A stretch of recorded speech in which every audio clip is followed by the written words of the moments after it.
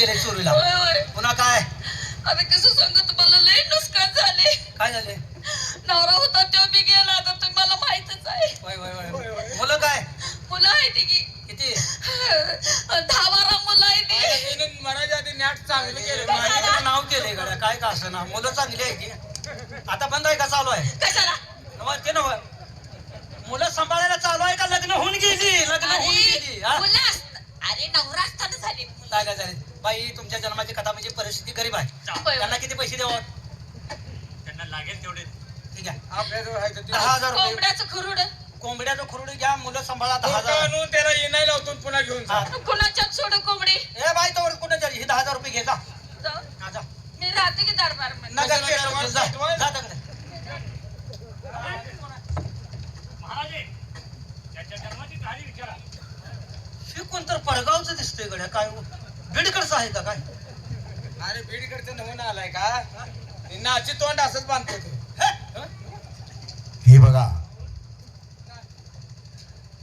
प्रथमच आमच्या वाड्यात आज आनंदाचा दिवस आणि भोजन घातला. आणि या भोजनामध्ये भोजन करायचं आणि आपली जन्माची कहाणी सांगायची असे आट्ट आहे. आणि ज्याची कहाणी आम्हाला योग्य वाटेल त्याला योग्य ते बक्षीस दिलं जाईल अशी आट्ट आहे. महाराज, माझ्या पूर्वजन्माची कहाणी मी थोडक्यात सांगतोय. सांगा. या जंगलच्या पलीकडे असणार जे उदयपूर शहर आहे, ते उदयपूर शहर माझं. आधी गोडी गुलाबीनं माझं राज्य चाललं होतं. जनतेची सेवा करण्यात आम्ही सगळी मग्न होतो. बर.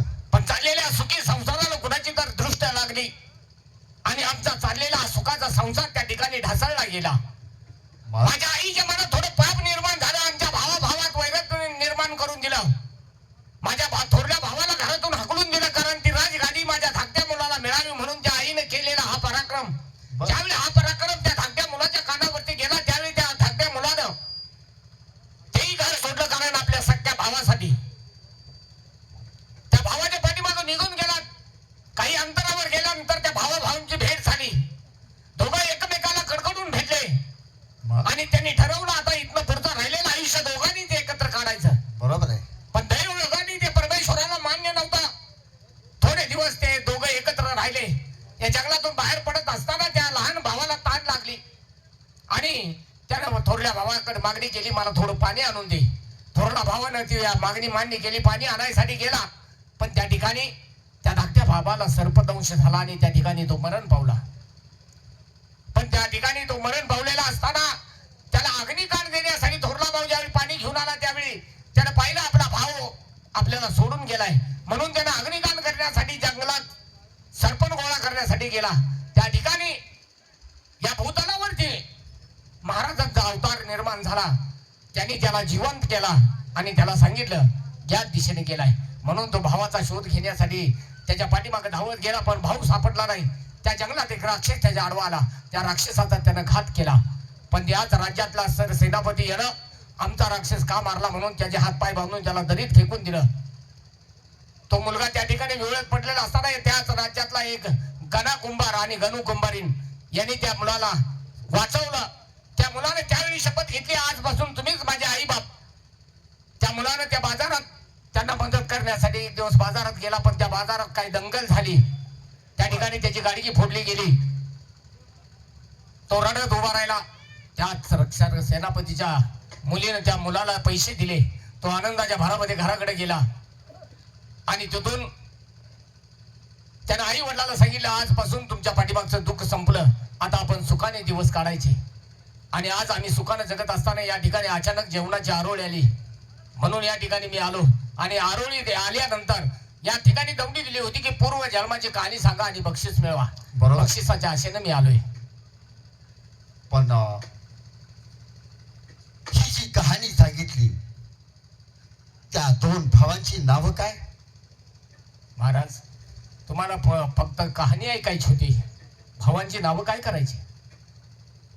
जरा मला त्याच्याशी कारण आहे. मग ऐका. त्याचा थोरला भाऊ होता चंद्र आणि धाकटा भाऊ होता मोहन. मोहन? हो. मोहन मेला आहे. नाही, मोहन जिवंत आहे. मोहन मेला आहे. महाराज, मोहन जिवंत आहे आणि तो मी आहे. तुझं मुख चंद्र पाहू दे. असं माझा चंद्रच मला सोडून गेलाय, त्यामुळे फक्त त्याचा शोध मी घेतोय. परमेश्वराच्या कृपेनं जर तो मला भेटला तर त्याच्या पवित्र पावलाचं दर्शन घेऊन राहिलेलं आयुष्य त्याच्या सेवेसाठी मला घालवायचं आहे, पण त्याची माझी भेट होत नाही. मोहन, तुझा चंद्र कुठेही गेला नाही. तुझ्या समोर तुझा भाऊ आहे. नाही नाही, डोळे उघडून बघ.